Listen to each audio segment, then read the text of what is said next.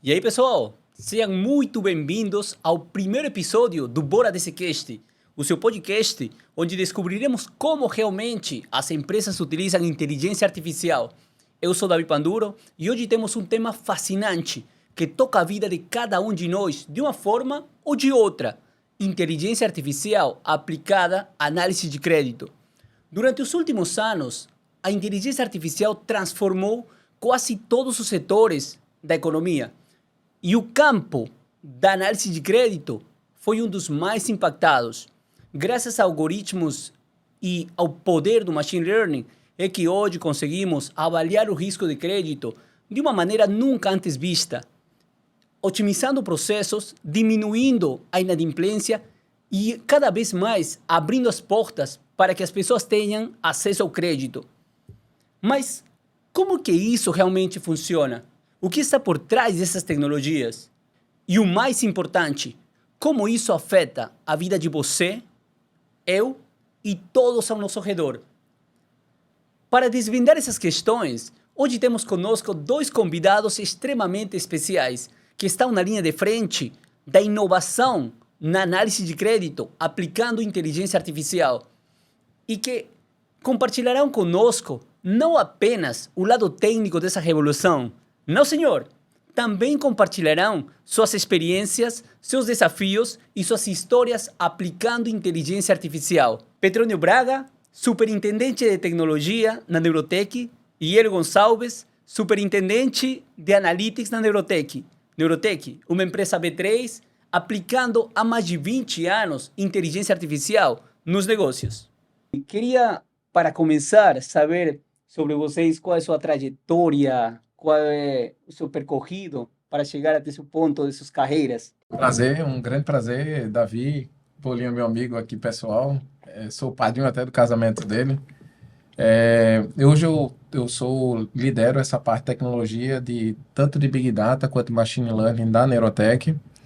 E minha carreira já perdura vários anos. Eu tenho formação em engenharia da computação, tenho mestrado em engenharia da computação, sou um doutorando que eu brinco frustrado, né? Que no final eu não consegui finalizar o doutorado, não consegui conciliar bem na época, com os desafios do trabalho. E assim, acho que uma coisa interessante tenho carreira, já trabalhei como desenvolvedor, liderei times de desenvolvimento, mas quando eu terminei meu mestrado, eu tenho um conto que eu disse que eu queria realmente aprender inteligência artificial. E a única empresa que realmente me chamava a atenção era a Neurotech, e foi a única empresa que eu submeti o meu currículo.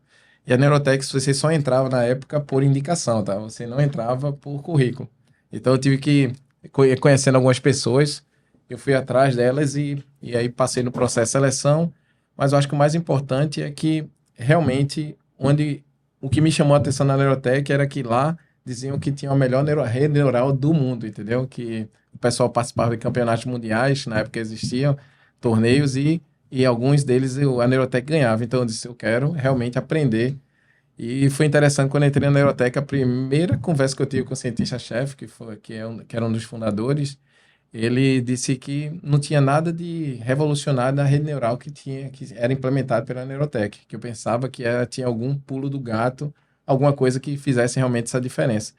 E o que ele comentou muito era: a rede neural da gente é bem simples, mas a gente entende negócio e entende de dados. Não Então, Receptor, né? Mas era uma rede neural.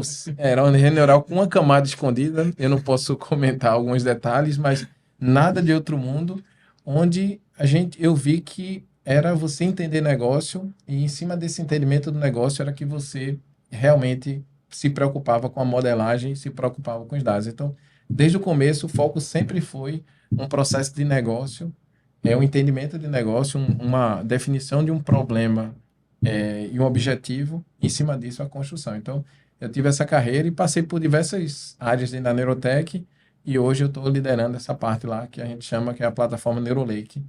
E eu tenho algumas experiências que a gente vai contar aqui no caminhar aqui na discussão, na conversa. Boa, falou bonito, hein? Falou. Bom, foi um prazer pelo convite. Eu sou o Hélio Gonçalves. Minha formação é um pouquinho diferente do Petrônio, eu sou estatístico de formação. Ou seja, entrei lá, me formei com 4 pessoas. Fácil de entrar, difícil de sair, né? O pessoal fala com estatística. Eu fiz um primeiro mestrado, que não deu certo, fiz um mestrado na estatística, não consegui conciliar. Sim. E depois de muito tempo, eu fiz um segundo mestrado já no Centro de Informática, voltado para IA. Um dos sócios fundadores do Neurotech, Germano, foi o meu orientador. Eu tô no Neurotech e eu acho que tem basicamente, dentre idas e vindas, eu passei um ano sabático fora. Eu tenho, acho que uns 16 anos de Neurotech. Vai fazer. Talvez isso. Se eu tiver 16, Petrone deve ter uns 18. Então, uns 2, 3 anos menos que Petrone. Ele tem 16 anos. Então, eu tenho 14. Eu passei por uma área que não chamava essa área de ciência de dados, não existia isso. A galera falava modelagem. Claro, modelagem. Mineração de dados. Mineração de dados. Então, o cargo da gente não era cientista de dados, engenheiro de dados, era analista de modelagem. Sim, era mais que tudo estatísticos, né? Era a maioria estatístico, tinha os economistas e a galera de computação não permeavam muito nessa área de modelagem, não. Porque era muito mais regressão logística, Sim, claro. não tinha muita coisa desse mundo, não. E aí eu passei por todo esse momento no Neurotech desde 30 funcionários, eu fiz seleção, diferente Petrone, que foi indicação. As indicações não foram muito boas. Petrone é um exemplo disso, né? Fiz prova, fiz testinho, então eu entrei por mérito, né? Sim. Então eu passei todo o processo. Eu virei coordenador de modelagem e eu passei um ano fora da Neurotech, voltei para o time trabalhar com o Petrone, na área, a gente chama de inovação. E aí a gente passou todo esse momento de coletar dados que estavam espalhados no mundo aí. Então tinha dados espalhados gratuitos no mundo aí. A gente pegava esses dados, trazia para dentro de casa e a gente não fazia isso um negócio no início. A gente guardava as informações. E aí Petrone, ou então um amigo da gente, Salazar, eles começaram a estruturar todo esse momento que é chamado de Neurolake. Então aí foi onde começou essa estrutura de pegar dados alternativos, ia falar um pouquinho sobre dados alternativos, para permear esse mundo de IA. Hoje já participei de processo de crédito, área de seguros, já fui gestor dessas duas áreas. Hoje eu estou na diretoria de Data Analytics, respondendo a Natália Reimann, e a gente hoje é dedicado para o mercado de crédito. Então, estou focando para crédito e pegar as informações ativas da B3 para trazer resultados para os nossos clientes. Uma curiosidade foi que nesse ano sabático de Bolinho, quando a gente começou a parte de inovação, a gente conseguiu um dos primeiros contratos da gente foi numa empresa de cobrança, a Siscom. E quando a gente conseguiu fechar esse contrato, a gente precisa trazer uma pessoa que para liderar esse contrato. Foi isso mesmo. Então, a gente fez o convite, foi consenso, eu, Rodrigo, Cunha e Salazar, dizer, vamos trazer Bolinho, né, que é como a gente chama carinhosamente ele. Não é porque ele é gordinho, é porque ele deixou de dar um bolo por diversos meses, entendeu? Quase ano, entendeu? E aí ficou marcado por esse codinome aí de Bolinho, que até hoje ficou, né?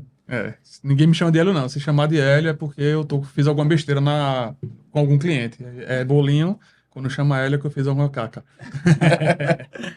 Sensacional. O tempo de vocês no mercado, o tempo trabalhando com inteligência artificial, já vejo que vai ser riquíssima essa conversa aqui.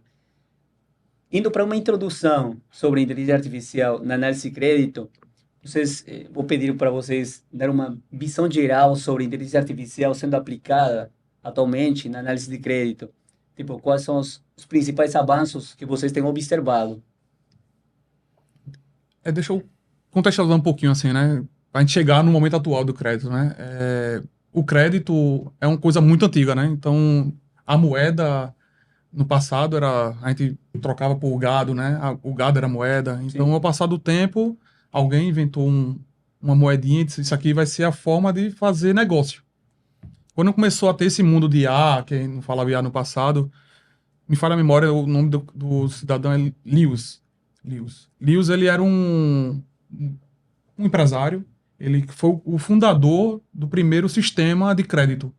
A partir do sistema de crédito, ele criou o Banco Mercantil de Nova York, e Sim. A partir disso aí começou todo esse movimento de crédito, porque ele começou a fazer crédito massivo. Então tinha já um pouquinho de inteligência lá atrás. Isso eu estou falando de 1850. Depois disso, vou passar vários anos para frente, veio a turma da FICO. FICO é uma grande empresa de crédito nacional, cresceu e surgiu lá nos Estados Unidos. São dois irmãos. Eles criaram a primeira solução de modelagem de risco de crédito. E aí eles começaram a navegar nesse mundo, eles começaram a ter acesso a dados que ninguém tinha, eles começaram a colocar isso como decisão. Em 90, mais ou menos em meados de 90, 1990, foi quando começou, de fato, a utilizar a regressão logística nos modelos de decisão de crédito. E aí onde surgiu os grandes birôs, né? Começou a surgir a Serasa aqui no Brasil, Boa Vista, SPC, eles começaram a surgir e lá atrás era muito IA, basicamente era regressão logística. Então todo mundo utilizava a regressão logística como quando tomada de decisão para seus produtos. Continuando a evolução, esses birôs, eles eram detentores de todo o conhecimento, vamos chamar assim, dos modelos. Existiam duas vertentes de modelos, que a gente chamava de modelo de birô de crédito, que eles usavam informações da nossa passagem negativa, que é passagem negativa. É quando eu estou devendo um cartão, eu sou registrado no birô de crédito, e a minha informação, o birô pode usar para saber se eu vou ter esse perfil de bom ou mau pagador. Então tinha esse modelo que os birôs dominavam, e também as empresas específicas, que em cada setor, no varejo, no banco, na financeira, eles faziam um modelo que é chamado modelo cadastral, o modelo caseiro. Ele utilizava informações do cadastro do cliente para decidir se vai aprovar ou não. Que tipo de informação ele usava? Ele não tinha muito acesso a dados, como a gente está falando. Ele usava idade, o gênero, ainda fala um pouquinho do gênero, que a gente não está usando mais hoje em dia, estado civil, escolaridade, onde ele morava, e ele tomava um score, e esse score decidia se ia aprovar ou não o crédito do indivíduo. E aí vem esse mundo que a gente está hoje das alternativas que o Petrônio domina muito bem. Certo. E o grande desafio realmente é o seguinte, né? Várias soluções tornaram-se possíveis a partir da utilização de machine learning ou de inteligência artificial, como você queira definir ou classificar. Eu acho que o grande desafio realmente hoje cada vez mais como é que a gente aplica isso no negócio. Então, hoje as possibilidades são diversas de você utilizar.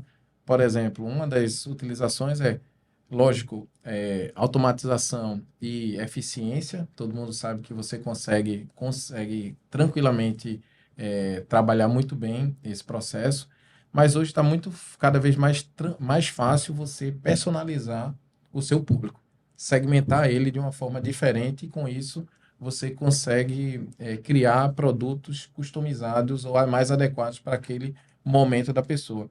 E com isso você consegue naturalmente criar mais soluções ou mais condições dos clientes consumirem mais.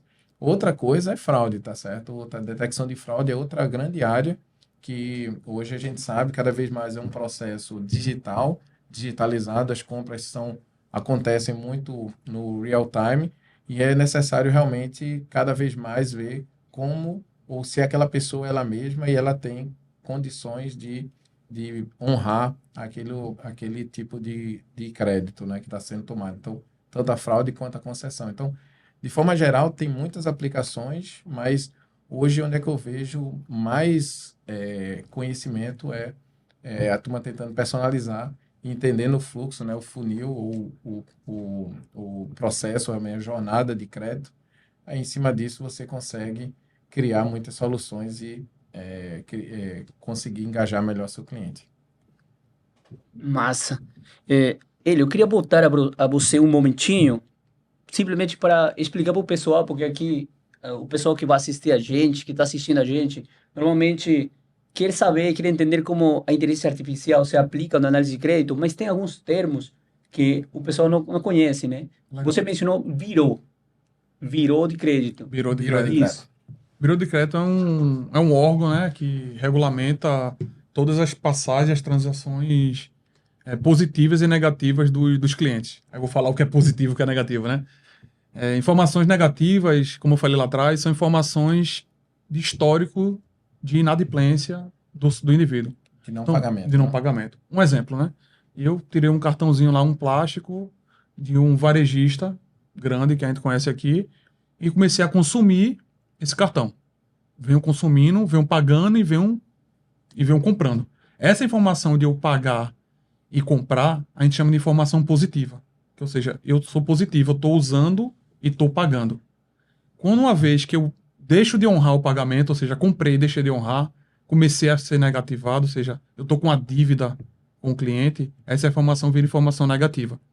Então, esses dois mundos de uso de dados, quem tem domínio é esse birô, essa instituição, esse órgão que regulamenta e tem acesso.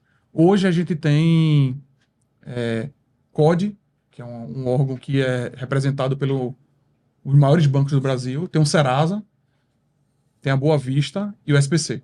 Hoje são os 4 grandes birôs de crédito no Brasil.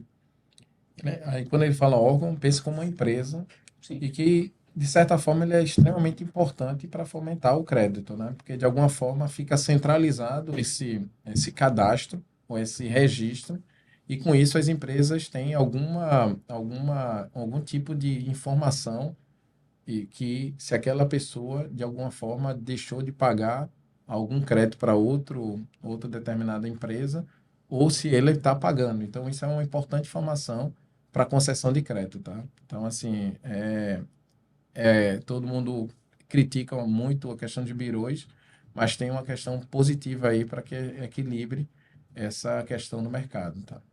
Excelente.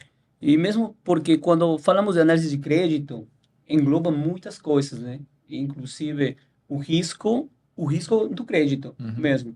E também quando falamos de inadimplência. Quando falamos de inadimplência, muitas vezes a inadimplência existe, lógico, mas muitas vezes a inadimplência é onde é um camuflagem para fraude, que você falou, inclusive. Falando sobre eficiência e precisão, a eficiência e precisão da inteligência artificial, como ajuda a inteligência artificial para ter mais precisão sobre este risco do crédito? Eu acho que a primeira coisa você tem que saber utilizar bem a ferramenta. A Neurotech, o case da ferramenta, da solução da Neurotech é o case da Hipercard, onde a Neurotech conseguiu aumentar a aprovação em 40% sem aumentar o nível de inadimplência. Então, ou seja, pensa que aprovou mais pessoas num processo que a gente chama de escoragem, ou de gerar um score, e conseguiu manter a mesma nível de inadimplência. Então, assim, o que eu acho que é o mais importante aqui para a gente pensar é o seguinte, hoje todo o processo de decisão, ele é um processo probabilístico.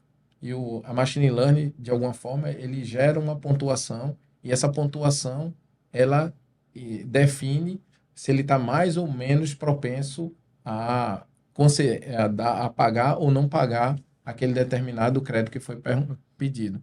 E cada empresa vai definir qual é o nível de risco que ela está disposta a aceitar.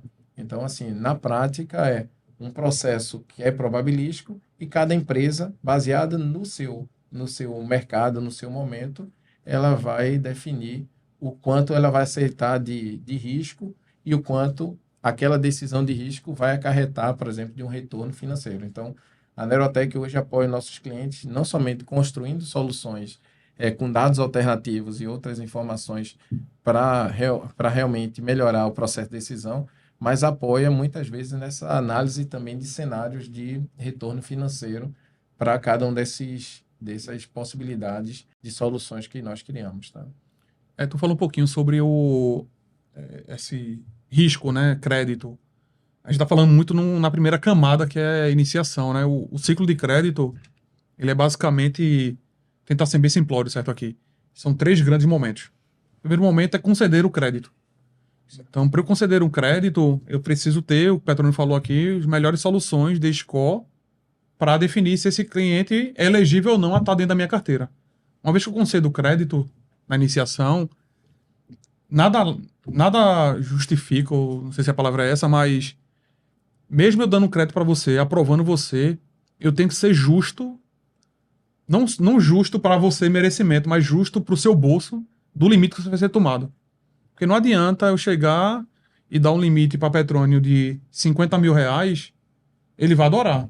Mas eu sei, como instituição financeira, que ele não vai conseguir honrar com esse pagamento. Então é um negócio que eu posso dar um limite muito errado para Petrônio, e a IA está para resolver isso, para ele ter um limite ideal para o bolso dele.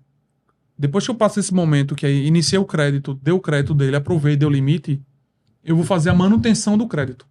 Manutenção de crédito é o quê? Petrônio está consumindo o cartão, está usando. Eu quero saber se ele merece aumentar o limite, Eu posso ofertar um empréstimo para Petrônio, ou seja, Petrônio é um cara que tem um cartão X, um roxinho. Ele vem usando ele direitinho, ele tá quase no topo do limite. É o momento de aumentar o limite dele. Então, Sim ou não? essa é a pergunta. Eu vou aumentar ou não? E aí a gente decide se for aumentar. Se uma vez ele começou a dever, é a última perna do ciclo, que é a cobrança. A cobrança é outro momento do ciclo do crédito, né? Tentando ser bem simplório. Então, a turma que vem devendo, o que é que eu vou fazer para cobrar essa turma? Se eu tenho uma carteira de 1 milhão de devedores, como é que eu vou cobrar esse 1 milhão? Eu vou cobrar todo mundo de uma vez? Eu vou cobrar os clientes, são mais propensos a fazer a recuperação do crédito. Então entra também inteligência artificial aqui para ordenar essa solução e dizer, ó, esse público aqui é mais interessante eu cobrar. Tem inteligência artificial também para decidir qual é o melhor canal que eu devo cobrar esse indivíduo. Eu sou um cara mais digital, então eu não vou ficar ligando para Hélio. Então Hélio é um cara elegível a se recuperar e eu vou mandar um WhatsApp, mandar um pull notification. Já o Petrônio é um cara de old school, é um cara que devo ligar. Então eu vou ligar para o Petrônio e dizer, eu tenho uma oferta para você diferenciada. E aí a gente começa a usar a inteligência artificial em vários momentos aqui do ciclo de crédito. Então basicamente o ciclo de crédito define-se como iniciação, manutenção e cobrança. Só para fechar um pouquinho dessa parte do crédito. Perfeito, perfeito. Petrônio tem falado sobre o risco que a empresa quer aceitar, certo? E isso também lembrando que pode-se dizer que a análise de crédito é uma probabilidade de que o cliente seja bom ou seja mau. Mas essa probabilidade não dá o crédito. O que vai dar o crédito são as políticas de crédito que tem cada empresa. E para cada empresa são coisas diferentes, né? Aí depende de cada empresa como vai aplicar seu crédito. Indo sobre as tecnologias envolvidas, você estava falando sobre as tecnologias que utiliza na Neurotech e queria saber um pouquinho mais sobre que tecnologias utiliza, não? Tipo machine learning, processamento de linguagem natural, não sei. A gente sempre, uma das coisas que eu aprendi bastante aí com a minha carreira, e eu acho que é importante o pessoal sempre ficar ciente, soluções resolvem problemas. Ferramentas fazem parte de uma construção de uma solução. Sim, Isso, no final, o que acontece é que muitas vezes as pessoas tentam, a gente brinca, tem problemas que são fáceis de ser resolvidos e as pessoas complicam ou utilizando tecnologias complexas. Então, é um ponto para ser bem refletido aí por todos. Na Neurotech, sempre o processo é de uma decisão de negócio, um problema de negócio, e a gente, em cima disso, vai vendo quais são as tecnologias que a gente vai utilizar. Por exemplo, já teve soluções que a Neurotech resolveu utilizando a distribuição de Poisson. Simples assim, por uma questão de sobressalente. E as pessoas pensavam que a gente utilizava ou utilizou uma poderosa rede neural ou um poderoso modelo de regressão, onde a gente viu que era possível, sim, fazer uma otimização de distribuição e conseguir uma solução que teve um resultado muito importante aí para o cliente de vários milhões de retorno para essa solução. E tem momentos que você realmente precisa utilizar técnicas bem mais poderosas, como o XGBoost ou técnicas como Deep Learning, que novamente você, dependendo do que é necessário, tanto a maturidade do mercado ou maturidade do cliente, você precisa realmente utilizar essas soluções mais refinadas. Então, tecnologia é meio, mas na Neurotech a gente usa uma stack bem grande, tá certo? Que vai desde o Spark. Aí começa aquela briga, né? Python, R. A gente escolheu o melhor, Python, né? Assim. Mas a briga que a gente sempre comentou é muito olhando o mercado, bibliotecas que conseguia colocar em produção, que é algumas características que fizeram a Neurotech, na época, tomar a decisão de Python ao invés de R.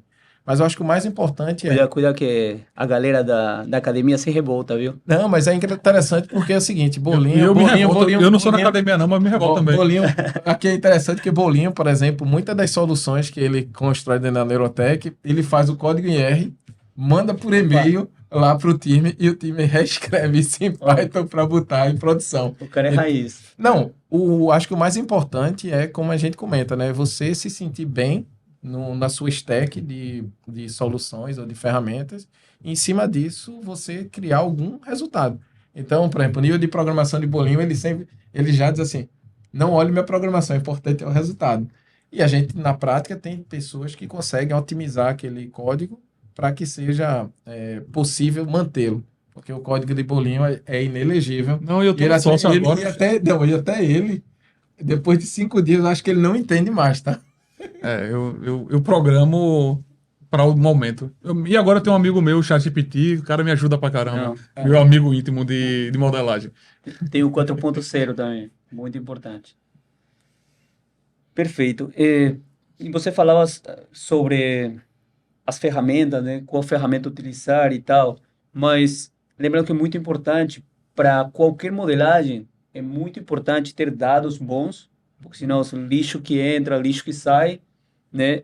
Ter conhecimento técnico também e mais importante, muito mais importante, conhecimento do negócio mesmo. Sim. Verdade? Não, porque o grande desafio, eu sempre comento, e nas palestras que eu estou costumeiramente agora dando, né? Como a turma diz que eu não trabalho mais, né? Evangelista. Evangelista, vou estar Evangelista. comentando agora que eu estou conversando mole. Mas, assim, o grande desafio que eu sempre comento com todos é se você não tiver uma definição de negócio, você não sabe o momento de parar. Você não sabe quando está bom o modelo, quando está com o potencial de gerar algum tipo de ganho para o cliente final. Eu vou falar do case aqui que construiu o NeuroLake. Lá atrás, o AutoScore, que foi o primeiro modelo com dados públicos que a Neurotech ofertou no mercado, eu fiz os scrapers, tá certo, para coletar essas informações, e a gente criou um modelo que previa roubo e furto de veículo nos próximos 12 meses, ou seja, qual a probabilidade o automóvel ser roubado nos próximos 12 meses. E foi interessante porque foi um desafio muito grande de encaixe de quando é que o modelo está bom. Isso foi diversas interações que a gente fez com uma das seguradoras que acreditaram, e a gente, na prática, não sabia o quanto estava bom. A gente saiu de uma solução que tinha uma métrica que a gente internamente depois pode explicar, que é o KS, saiu de uma KS próximo de 10 e hoje tem um KS de 40, 50 dessa solução. Então, ou seja, a gente foi evoluindo ela com o tempo, mas desde o começo ela já trouxe ganhos para o cliente. Então, essa percepção de o que você precisa entregar ou o quanto você precisa entregar, isso está muito baseado no cliente. E aí entra na que você comentou. E aí você sempre vai em busca de novos dados. Então, ter muito cuidado com isso, porque muitas vezes não precisa de todos os dados do mundo. Não. Eu brinco que no NeuroLake eu só queria ter uma variável, que seria uma variável Deus, que resolvesse todos os problemas, e o NeuroLake fosse mini data, né? Deve ser Big Data, mini data. Então, ou seja, não é você ter muitos dados que vão garantir que você vai conseguir resolver muitos problemas. São dados adequados para cada contexto. Em cima disso, você também saber escolher isso daqui. Então, o NeuroLake, ele é grande, mas ele cresceu muito com essa visão, dizendo, o que é que eu preciso de dado que pode estar resolvendo determinado problema? Quando a gente encontra esse conjunto de dados, a gente vai coletar ou faz parcerias, essa coisa toda. Então, foi uma coisa muito também de estratégia de crescimento, para que a gente pudesse não estar pagando tanto dinheiro, que muitas vezes eu vejo os dados pagando petabytes de informações de empresas e não rentabiliza de forma adequada, tá certo? Isso daqui. Então, sempre foi uma preocupação que a gente teve. Então, dados alternativos ultra mega importantes, mas é muito importante também você saber quando coletar, o que coletar, para que você consiga, de alguma forma, ter o ROI do teu negócio bem adequado, tá? A gente também tem uma cultura, quando fala de dados, o Petro falou bem que tem muitas empresas que têm petabytes de dados, como o Petro falou, né? Então a galera tem muito dado e, como é que eu vou usar essas informações? A gente tem uma cultura do teste rápido. Então a gente cria um MVP de um produto, a gente acredita que esse produto já está trazendo resultado para o cliente, a gente não vai colocar nada no mercado que não traz resultado, mas trazendo resultado, a gente vai no cliente, a gente escolhe lá um early adopter, 2, 3 clientes estratégicos para a gente, que faz parte da dor dele, a gente tem que saber que esse produto é a dor do cliente, porque muitas vezes a gente já também levou na cabeça, no bom sentido, de a gente ofertar o produto para um early adopter e não é a dor dele. E aí ele cai no colo do cliente, ele diz que não é bom, mas ele não sabe usar, não sabe como resolver, usar essa informação. Então a gente testa rápido, a gente vai para o mercado rápido, colhe informação e a gente descobre onde está o nosso gap. Então a gente tem hoje N variáveis, milhões de variáveis, por causa disso. Então a gente viu lá no mercado segurador, que o Petrino falou bem, a gente tinha necessidade de informações do tipo X. Então a gente foi buscar. Na primeira versão não tinha. Então a gente começou a escutar o mercado e viu, eita, a necessidade de informação é nesse sentido. E a gente volta um pouquinho, né, quando a gente fala de dados, a como foi no início desse negócio de ciência de dados, né? A galera começou a contratar uma penca de ciência de dados para resolver o problema e os dados estavam lá e não sabiam monetizar o dado. Então a galera fazia modelo sem saber monetizar o dado. Então a gente já pensou um pouquinho diferente. Como a gente já veio da linha old school, né, de modelagem, a gente tem uma equipe de banco de dados, aí disse, não, para montar um time ideal para testar rápido, a gente precisa desse tripé, que é um engenheiro de dados, um cientista de dados e um analista de dados. Então, esse tripé sempre anda com a gente. Então, para todo produto que a gente tem esses tripé de atuação. Perfeito. Aquele teste rápido que você falou, Hélio, me faz lembrar sobre as empresas enxutas, que é uma filosofia que se tem lá no Silicon Valley, que se utiliza muito. Você não pode deixar passar muito tempo para testar uma solução, porque o mercado é muito rápido, as variáveis podem mudar e mudam. E se você testa imediatamente, vê o resultado, se você se adequa ao que o cliente quer, né? Essa é uma pergunta para os estatísticos, né? Sobre o KS. Você mencionou o KS. Aí eu queria que você explicasse o que é esse tal de KS. Boa, vou tentar ser o mais simples possível, né? Para não falar muito Sim. técnico. KS é um teste estatístico. Static Falar um pouquinho static case, nível for dummies, né? Como a gente brinca, for dummies. O KS é um teste estatístico, né? Um teste que ele significa Kolmogorov-Smirnov. Então, juntou esses dois caboclos aí e criaram esse teste. O princípio do teste era um teste de comparação de distribuição. O que é isso, né? Trazendo para o nosso mundo de crédito. Eu tenho uma população de bom e maus pagadores. O nosso objetivo, quando é construir uma solução de score para dizer se esse indivíduo merece ou não o crédito, é tentar separar ao máximo esses perfis. Então, quando eu pego o mal pagador e jogo para um lado e o bom para o outro, eu estou conseguindo distinguir muito bem essa população. O KS é isso. Quanto maior for essa distinção, eu conseguir jogar os bons para um lado e o mal para o outro, maior esse KS.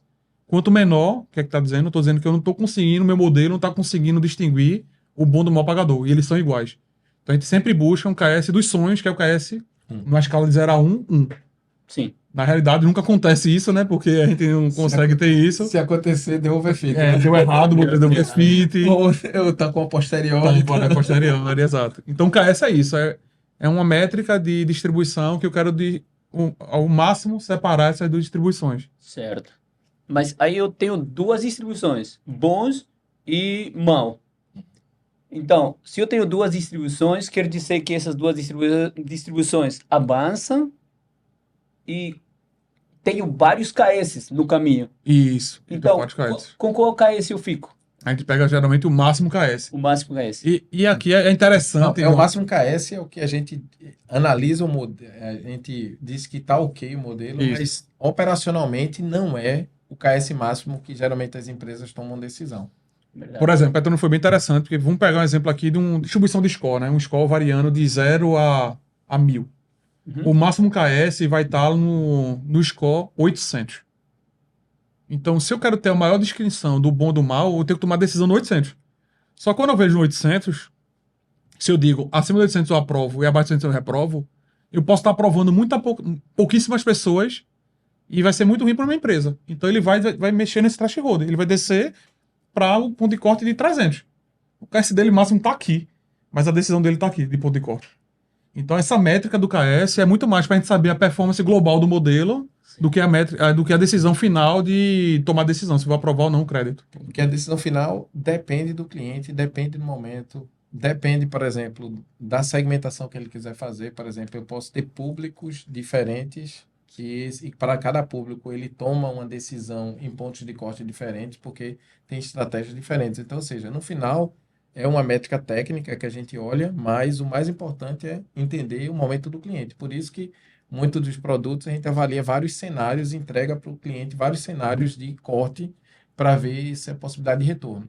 E aí, lógico, o cliente ele tem mais informações até que a gente, para que eles possam fazer as análises com mais isonomia nossa, do que nós fazemos, né? Assim, então, isso eu acho que é importante.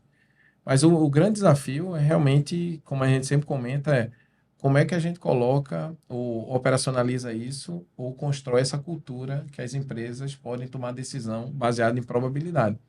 Porque o modelo, a gente acontece muito, já participei de consultorias, onde as pessoas pensam que o modelo acerta 100%, tá certo? Isso não é, a gente está em 2024, isso não é uma coisa fora do comum, tá? As pessoas vão achar, por que isso daqui erra?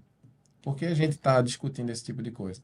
E a gente, quando vai pegar o resultado para operacionalizar isso ou botar em produção dentro da empresa, é um problema também, porque as pessoas não estão preparadas para a dúvida. Muitas vezes ele pensa que vão acertar.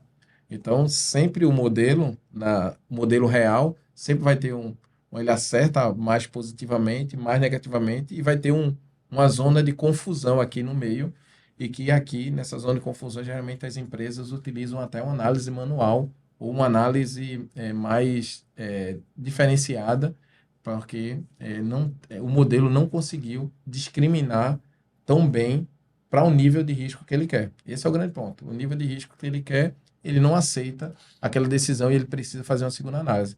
Mas lembrem sempre que a gente está falando que o conceito, a machine learning ajudou as empresas a ganharem uma escala muito grande. Isso ajuda muito as empresas hoje que tinham um processo de crédito que demoravam vários dias. Hoje você consegue tomar a decisão em segundos e aí você consegue realmente melhorar todo esse processo. Além da velocidade, é também padronização, né? Porque antes, no passado, tinha uns 5, 6 do crédito, né? Se puder dar uma pesquisada aí, eu não lembro quais são cada Czinho, mas era um cidadão, quase um guru. Você chegava, sentava e disse, eu quero um crédito. E aí ele que decidia se você teria acesso ao crédito ou não. Claro, ele seguia os princípios desses 5, 6, mas ele tomava a decisão final era dele. Já não, agora a gente tem velocidade, como o Petrone falou, e padronização, porque eu tenho uma regra de tomar decisão que eu digo, ó, se o indivíduo tiver um score menor do que tanto, ele vai ser reprovado. Se ele tiver na zona do meio, que o Petrone falou, que é a zona nebulosa, eu vou aprovar, porém eu vou dar uma condição de limite menor. Então está muito padronizado, então o processo é muito mais fidedigno, a gente consegue tomar decisão que seja mais justa. Certo. E hoje, e com isso, essa padronização ajuda nas normatizações, né, do mercado. Hoje, o mercado está bem normatizado, tem vários níveis de análise, saúde da carteira, essas coisas todinhas que todas as empresas precisam compartilhar, tá? Essas informações. E a gente vê que o mercado hoje ele é muito mais sustentável, entendeu? Quanto a isso. E as empresas sabem quando a carteira está começando a ter uma safra, né? Ou um comportamento que está fazendo com que ele possa ter prejuízos. E lembrando só, pessoal, num processo de crédito, quando a empresa concede crédito, ela precisa, de alguma forma, dar uma contrapartida, ou garantir um certo percentual daquele valor no Banco Central. Então, ou seja, na prática, ele fica com dinheiro parado. Então, é por isso que ele não consegue crédito para todo mundo, porque ele não tem dinheiro infinito. Então, ele precisa alocar da melhor forma o dinheiro para as pessoas. Então, aqueles R$ 100 ou R$ 1.000 que estão no seu cartão, de alguma forma, o banco ou a financeira pega um percentual daquele valor e tem que, de alguma forma, garantir com depósito que ele tem condições de prover, se todo mundo pedir crédito, a saúde dele. Então, Provisão, né? Faz um provisionamento. Então, do limite que ele está ofertando, com base no teu risco, ele provisiona um pedaço disso, porque já teve momentos de bolhas, né? Estourar bolhas, dava crédito à doidade, não tinha essa provisão. E aí, quando a carteira ficava toda inadimplente, o banco não conseguia honrar com os gastos, então o banco quebrava. Então, de certa forma, a provisão ajuda um pouquinho nesse sentido, com base no teu risco. Perfeito. E justamente porque a análise de crédito é simplesmente no voto aqui é somente uma probabilidade. Vai depender da política de crédito da empresa e isso depende de muitos outros fatores também. Fator de estabilidade política, estabilidade econômica, para ver se os juros estão caros, se estão baratos, se o cliente pode pegar um risco, né, de fazer um empréstimo. E porque o dinheiro, no fim das contas, tem que ser protegido, porque o dinheiro não é do banco, né? O dinheiro de outras pessoas que estão colocando ali. E eu ouvi muito sobre. Primeiro, queria. Você falou petróleo, você falou sobre safra. Queria que você explicasse sobre o que é safra, o que é uma safra na análise de crédito. E também eu ouvi já umas 5 vezes Neurolake. O que é o Neurolake também? Para o pessoal. Queres trocar, Bolívar? Queres falar safra? Porque safra é um conceito mais Boa. que você está acostumado. Safra, tentando bem simples, é o mês que eu estou avaliando um determinado cliente. Então, por exemplo, né? Se eu concedi o crédito em janeiro de 2024, a safra é 2024-01. É a fotografia que eu estou fazendo a tomar decisão lá do crédito para ele. Isso é bem importante porque todas essas análises estão muito baseadas nisso. Até análise para definição de perda, definição de se é fraude ou não, está muito associado a justamente essa marcação dessa janela, quando ele concedeu aquele crédito. Então, tudo isso daí é bem importante, até para a definição. O conceito de mal ou bom pagador depende do cliente. Tem uns que podem definir uma janela menor e maior.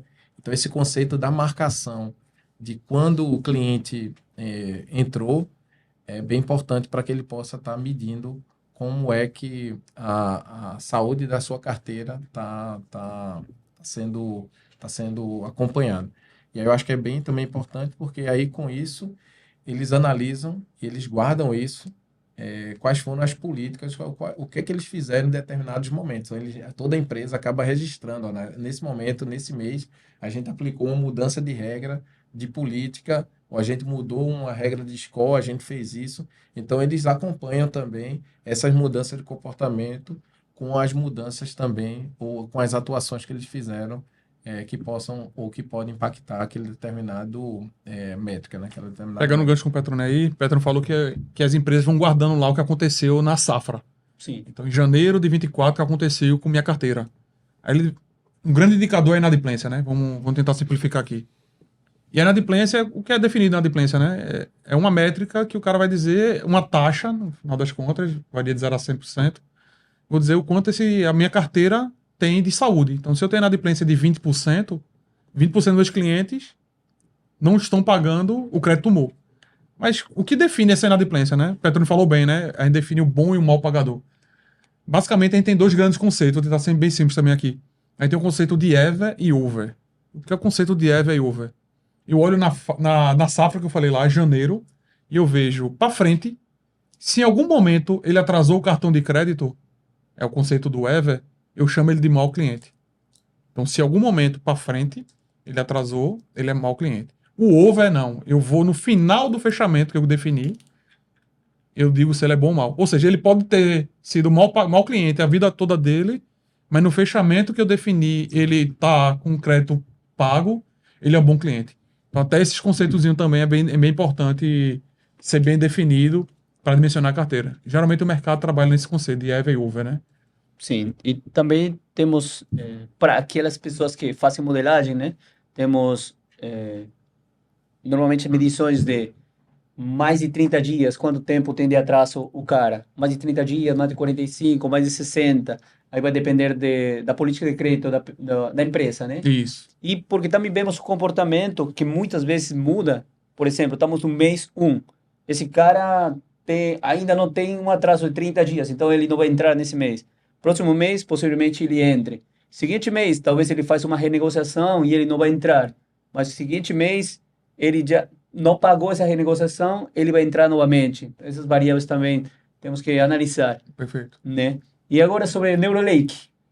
O Neuralake é uma plataforma de machine learning e big data da Neurotech. Então, ou seja, todas as soluções da Neurotech de analytics, eles passam ou são construídos utilizando o Neuralake, que é um conjunto de ferramentas ou de modos ou de soluções que ajudam a gente coletar informações, transformar essas informações, construir modelos ou variáveis analíticas e disponibilizar esses modelos em produção. Então, ou seja, o Neuralake tem esses quatro grandes componentes, além do próprio lago de dados, entendeu? O Neuralake não é somente o lago de dados, ele é uma composição de diversas ferramentas que ajudam hoje a construir modelos. Então, hoje a Neurotech constrói dezenas de modelos todos os dias.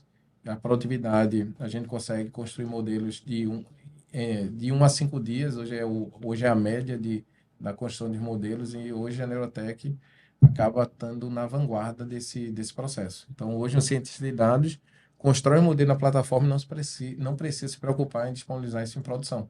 Então, a plataforma por si só já ajuda nesse processo todo de disponibilização, que é uma das coisas que uma das maiores dificuldades da maioria das empresas, é como eu boto em produção os modelos. Hoje tem diversas ferramentas que facilitam, mas isso há 10, 20 anos atrás, quando a Neurotech já tinha 5 aninhos, 2 aninhos, a galera sente a dificuldade. Então, a gente sempre, como a Neurotech já está há 20 e poucos anos trabalhando com machine learning, com técnicas avançadas de IA, a gente sempre soube construir essas soluções e disponibilizar elas, entendeu? O NeuroServer, né, é um servidor que a Neurotech tinha para gerar o processo de entregar o score, e hoje a gente tem soluções, logicamente, mais modernas em cloud.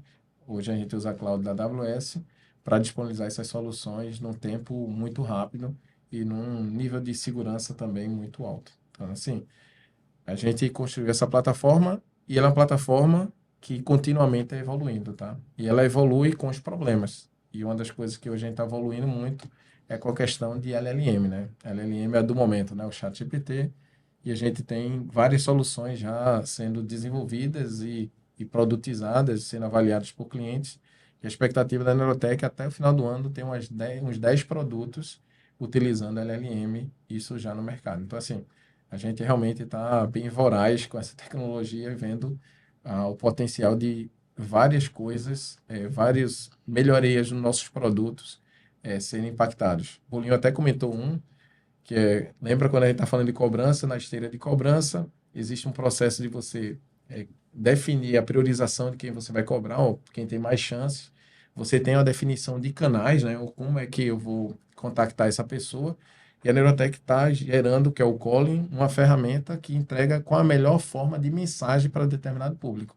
Então, essa mensagem ela pode ser customizada baseada no perfil da pessoa. Se a pessoa ela é mais despojada, ela é mais séria, essas coisas todas, pela idade, pelas características já localizadas, a gente pode estar customizando também essas informações. E a gente viu que com isso a gente aumenta a taxa de engajamento das pessoas e de retorno das soluções hoje de cobrança, tá? Então, são essas capacidades de utilizar essas ferramentas, essas tecnologias, e sempre voltado com foco numa dor realmente do cliente, para a gente ter a melhor aplicação dela, tá? Eu gosto de falar muito que o Pedro falou bem do Neurolake, né, que é essa plataforma de Data Analytics, mas eu gosto de falar, eu gosto que do Neurolake é uma grande comunidade, assim, sabe?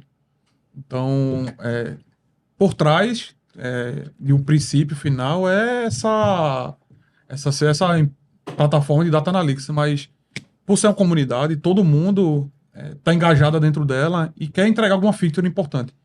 Então tem um cara que está fazendo um scrap lá, está buscando uma informação por motivo da plataforma. Tem um cara que está construindo um variável, ele já pensa na automação de engenharia de dados. Tem um cara que está fazendo uma modelagem, ele vê um algoritmo, ele já acha interessante e implementa dentro da plataforma. Então, além de tudo, a gente conseguiu criar uma cultura das pessoas se sentirem donos dessa plataforma. Então, a comunidade. Claro, tem todo o princípio aqui, tem um pet que é o chato, que valida se o que a gente está definindo faz sentido colocar ou não. Não faço mais nada. Hoje vocês dizem que eu só fico evangelista, conversando água. Mas é isso, eu acho que a comunidade é bem importante, assim, a galera tem muita autonomia para opinar e decidir se faz sentido colocar uma stack lá dentro desse ambiente. Perfeito, perfeito. Pessoalmente, eu também trabalho na Neurotech atualmente, e trabalhar com a plataforma é muito... acelera todo o trabalho. Você tem já empacotado diversos modelos, uma regressão logística, um seed boost, até algoritmo profundo também, MLP. É muito interessante demais essa plataforma. Pronto. Como DCNN, Tabnet, CatBoost. Tá. Assim, Pedro vai falar às 18, às 18. São 21 técnicas, né, que vocês rodam. Acho que são 20 ou 21 técnicas que vocês rodam, e dependendo do que der melhor resultado, vocês conseguem fazer o tuning dela. Então, assim, eu acho que o mais importante, novamente, isso daí é só é uma vaidade técnica. Eu acho que o mais importante é o cientista de dados ver como transformar aquele modelo uma solução útil. Eu Sim. sempre brinco, todo modelo ele pode ser útil dependendo do contexto que você der para ele. Então, acho que é o trabalho do cientista de dados entender negócio e a plataforma ajuda, né, realmente a vocês focarem nos testes de negócio, né?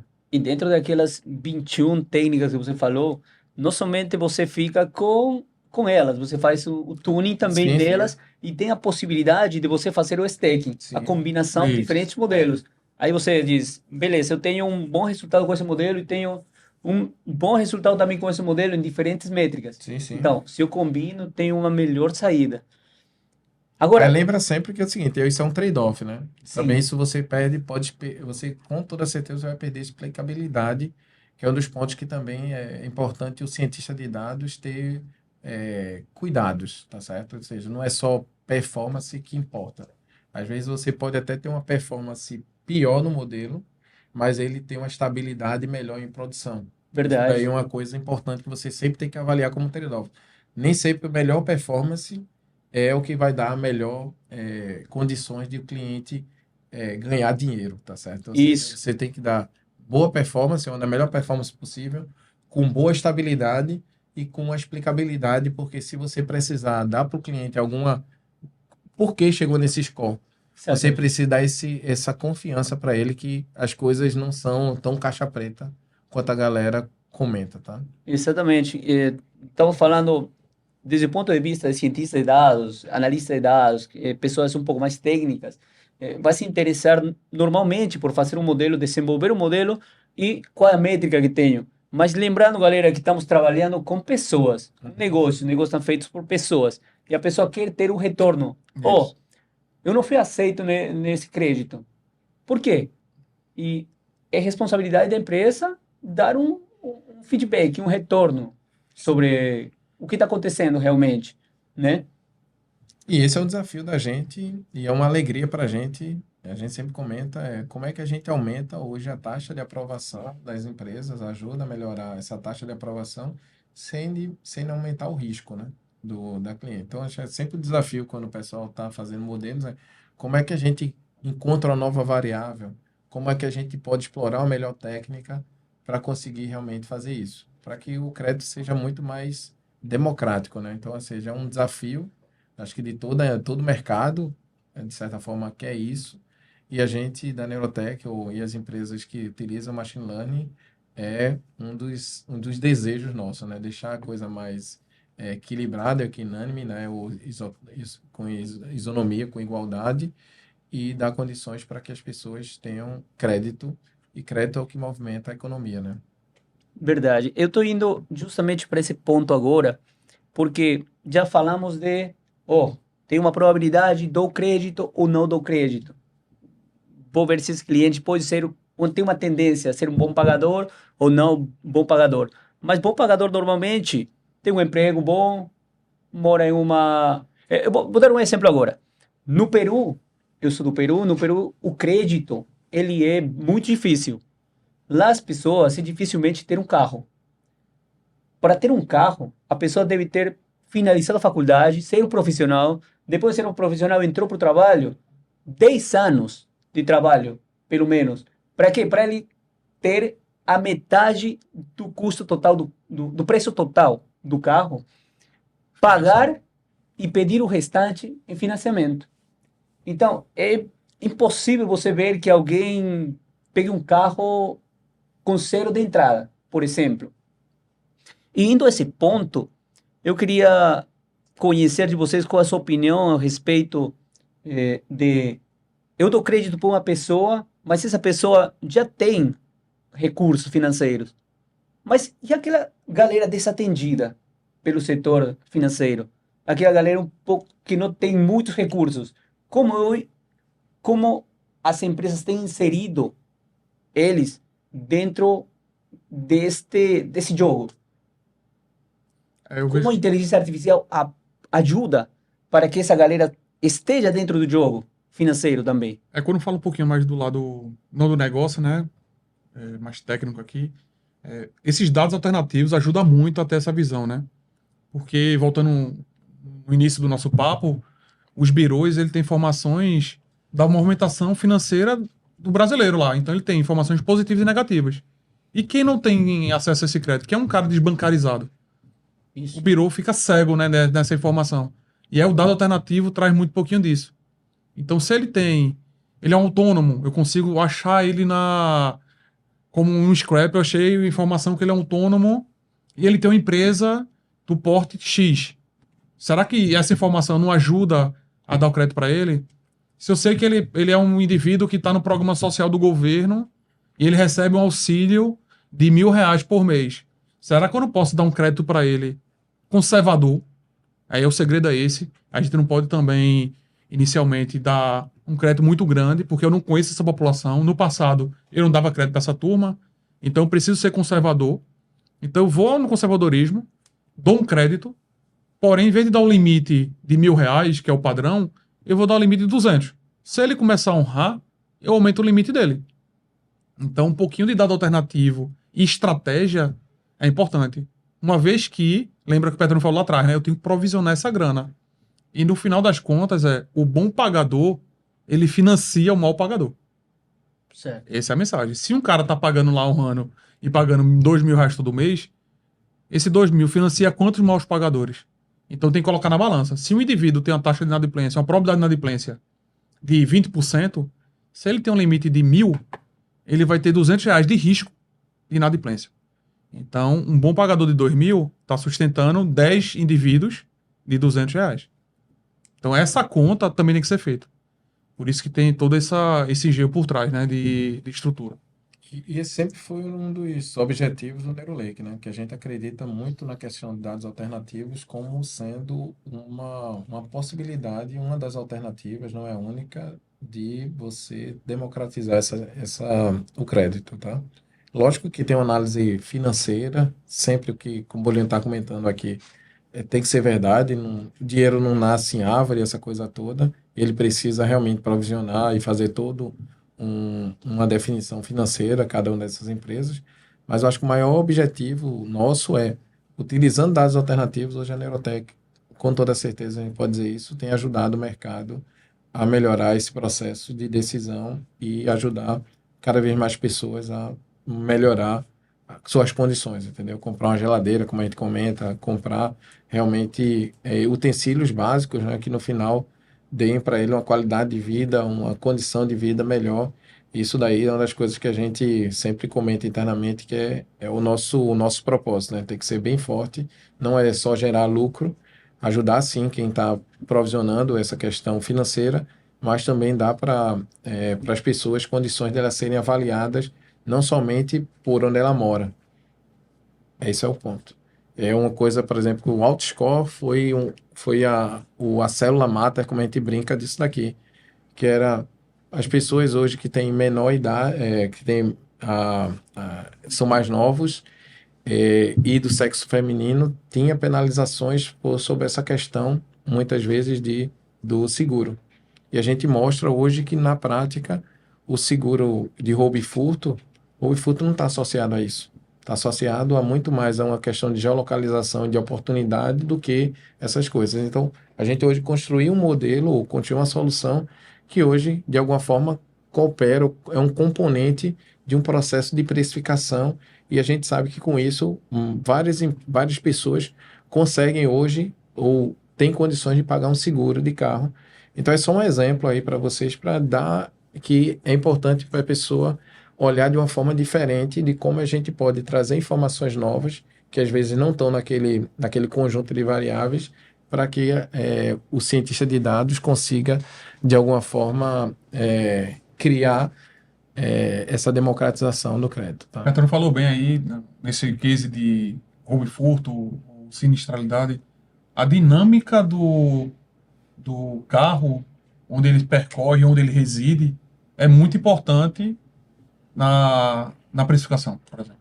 Então, quando o Petro falou lá da idade, da escolaridade, isso fica lá embaixo quando a gente faz a performance do modelo. Então, onde eu estaciono o carro, onde eu trabalho. Então, toda essa dinâmica, essa logística de latitude e longitude, vamos chamar assim, a gente traquear o indivíduo é bem relevante. Isso é um dado totalmente alternativo. Os birôs não têm acesso a não têm esse acesso tradicionalmente a essa informação. Eles teriam que fazer crawlers, scrapers da vida.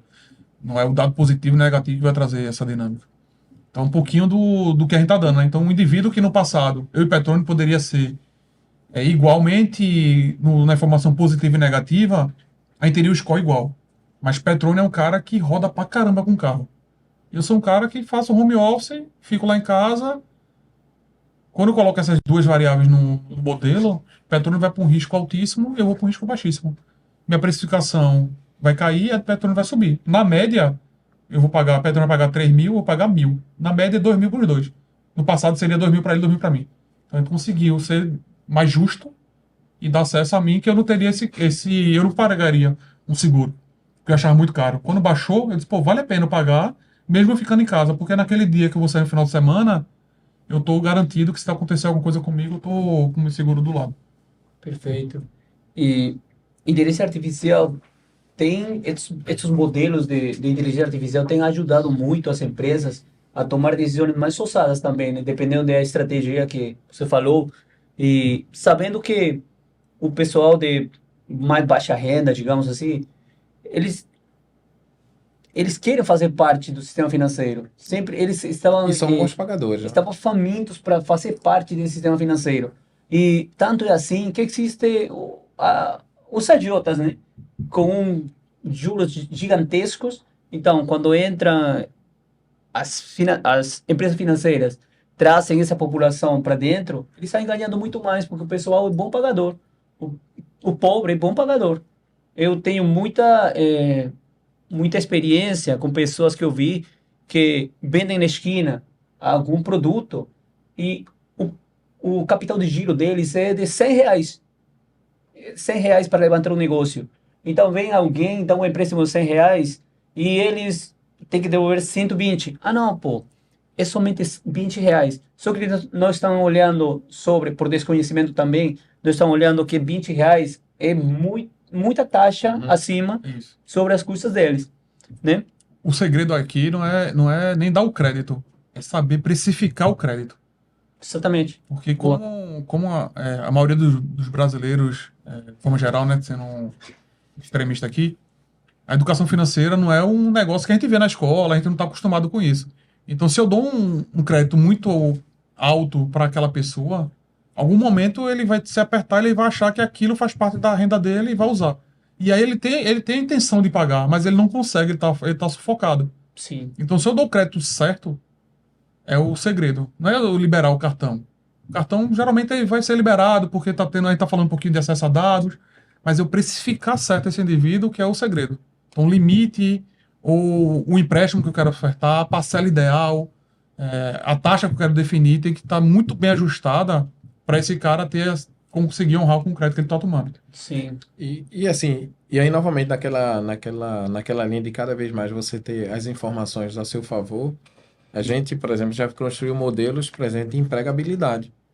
E com isso você consegue criar estratégias, muitas vezes, de, por exemplo, o brasileiro é bom pagador em geral, tá? As pessoas gostam de pagar e muitas vezes deixam de pagar por dificuldades que estão acima do que ele consegue realmente honrar. E é possível você fazer combinações de um score de concessão, né, com a probabilidade dele pagar ou não aquele determinado crédito, se ele pegar, com o nível de empregabilidade. Então, você pode somar essas informações e criar soluções mais adequadas de eu entrego esse crédito, mas tu pode contratar esse seguro aqui que te ajuda a tu pagar esse crédito. Então, as empresas cada vez mais eles customizam essa cesta de produtos aqui para que, lógico, ela rentabilize melhor em cima da pessoa, mas também tire um pouco dessa pressão, entendeu? Ah, se eu perder o emprego, quer dizer que eu vou ter condições de honrar isso daqui e não ficar devedor. Então, essas estratégias ou essa capacidade de a gente pensar em como criar essas possibilidades de soluções para que as empresas consigam cada vez mais também olhar e ver como utilizar. Então internamente a gente vê muito disso daqui.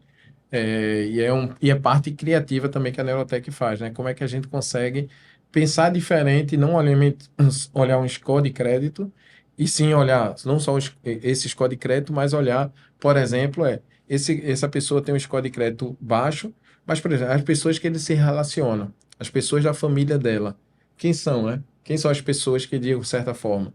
Então a gente brinca que, por exemplo, o filho do dono, né, que ele não trabalha, ele não é classe E, que ele não ganha zero. Na realidade, ele é classe A porque ele carrega a classe social do pai.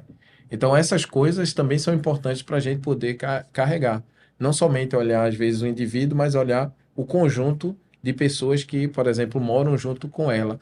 Então, a Neurotech sempre tenta buscar, de alguma forma, alguma estratégia, tá certo? Para poder, novamente, conseguir dar melhores créditos, com segurança, logicamente, para a empresa e conseguindo fazer justo, né? aspecto social forte, entendeu?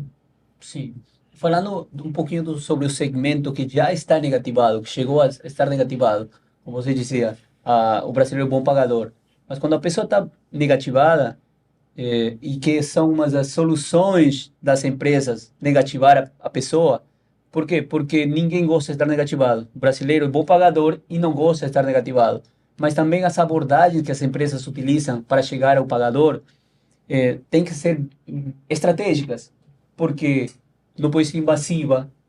E uma dessas abordagens, por exemplo, é o LLM que vem aplicando a Neurotech para saber como eu vou chegar ao cliente, qual o melhor canal para chegar onde o cliente. Gostaria de ouvir um pouquinho mais sobre isso. É legal, né? Pegar só um exemplo aqui. Deixa eu pegar só um ponto, porque eu falei que ele é bom pagador, o brasileiro gosta de pagar, Sim, mas ele tem um problema cultural com finanças e com dinheiro. Educação financeira É mesmo. educação financeira. Então, ou seja, hoje a gente sabe que temos 130 milhões em torno de pessoas economicamente ativas e dessas quase 70 milhões são devedoras. Tudo bem que diminuiu aí com São os endividados, desenrolos né? São endividados. endividados.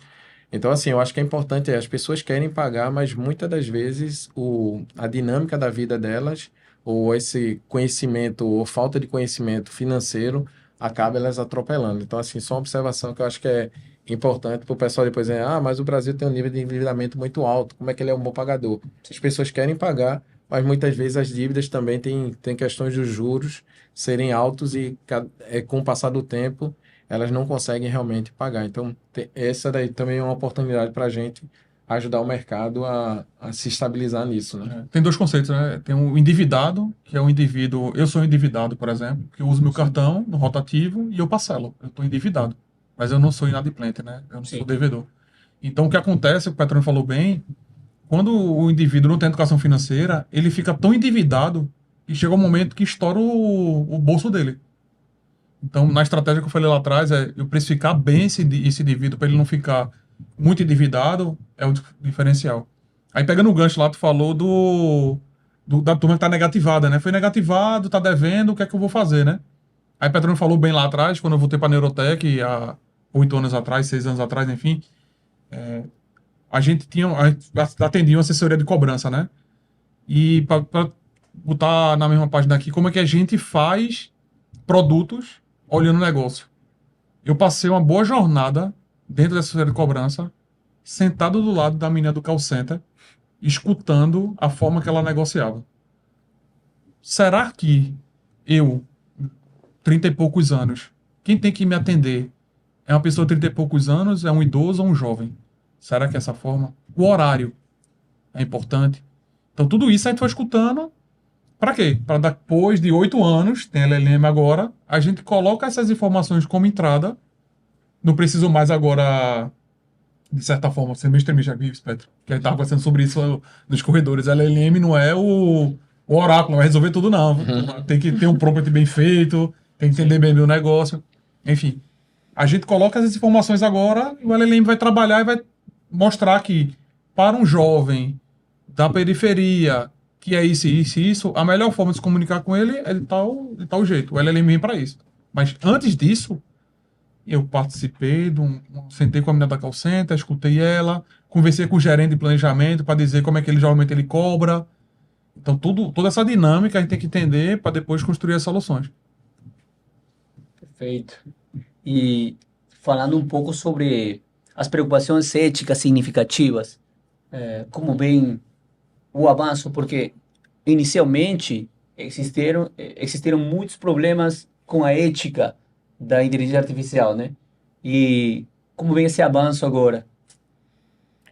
Esse é um assunto bem interessante, porque eu estava, na última palestra que eu dei, a pessoa, o co-host que estava comigo, ele, de uma provocação que eu fiz, ele, Pet, tu não entende, tu não sabe, mas eu estou fazendo doutorado a partir da tua provocação, que é em ética, tá certo? Em ética, na questão de modelos, de modelos ou de inteligência artificial.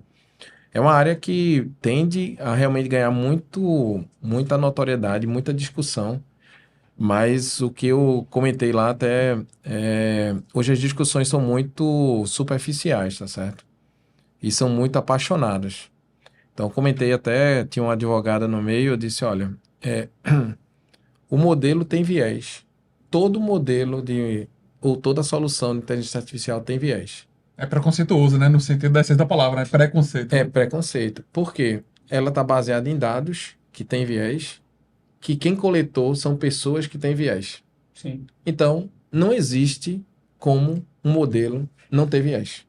O grande ponto é quais são os limites desse viés. Esse viés está, de alguma forma, tirando a justiça ou desequilibrando demais o mercado. Então, o que eu vejo hoje é uma falta realmente clara de definir esses limites, porque não tem como.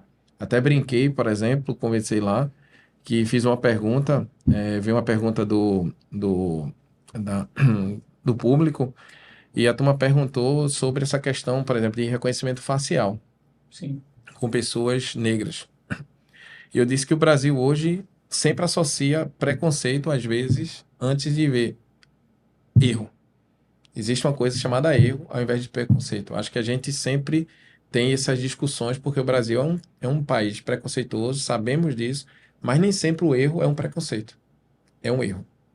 Então, por exemplo, eu disse, tem várias características técnicas aqui que a gente poderia estar falando da questão facial, que a pele escura tem menos contraste, tem uma série de informações que atrapalham a parte de detecção. Então, dependendo da claridade, dependendo da imagem, por exemplo, as bases de pessoas negras são menores do que bases de pessoas brancas. Então, ou seja, tem uma série de detalhes que as pessoas não entendem e que no final começam a falar demais, entendeu? Então, ou seja, eu acho que as pessoas primeiro têm que se informar, têm que saber disso daqui, e aí o grande desafio é que as tecnologias ou esses avanços tecnológicos são muito mais rápidos que o poder público, a atuação do poder público nessas definições. E aí a gente sempre vai ficar nessa discussão, e eu disse para ela que não vai ser pessoas de forma política que vão resolver esse tipo de coisa. Então tem que envolver especialistas e realmente tentar de alguma forma construir esse